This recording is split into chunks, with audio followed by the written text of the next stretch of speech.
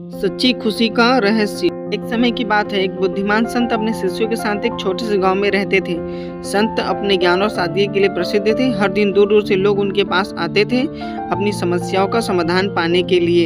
एक दिन एक धनी व्यापारी संत के पास आया। व्यापारी ने संत से कहा, गुरुजी, मेरे पास बहुत धन और संपत्ति है, लेकिन मैं फिर भी खुश नहीं हूँ। मुझे सच्ची खुशी कैसे मिलेगी? संत मुस्कुराए और व्यापारी से कहा, कल सुबह सूर्योदय के समय यहाँ आओ, मैं तुम्हें सच्ची खुशी का रहस्य बताऊंगा।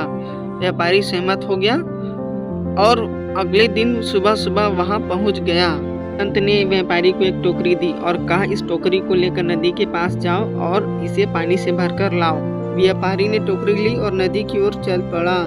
जब उसने टोकरी को पानी में डुबाया और बाहर निकाला तो उसने देखा कि पानी टोकरी के छेद से निकल गया था। वह वापस संत के पास आया और कहा, गुरुजी, यह टोकरी तो पानी नहीं रख सकती, इसमें छेद है।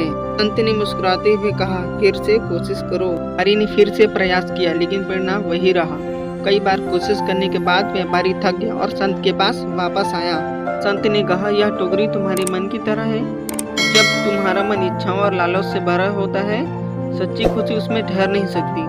तुम्हें अपने मन को शुद्ध और खाली करना होगा, तभी सच्ची खुशी उसमें बसी रह सकती है। व्यापारी ने संत की बातों पर विचार किया और समझा कि सच्ची खुशी बाहरी चीजों में नहीं है, बल्कि मन की शांति और संतोष में है। उसने निर्णय लिया कि वह अपनी इच्छा और लालच को कम करेगा और साधारण जीवन जिएगा। इस कहानी से हमें यह सीखने को मिलता है कि सच्ची खुशी बाहरी संपत्ति या धन में नहीं है, यह हमारे मन की शांति और संतोष में है। जब हम अपनी इच्छाओं और लालच को नियंत्रित करते हैं और सादगी से जीते हैं, तो हमें सच्ची खुशी प्राप्त होती है।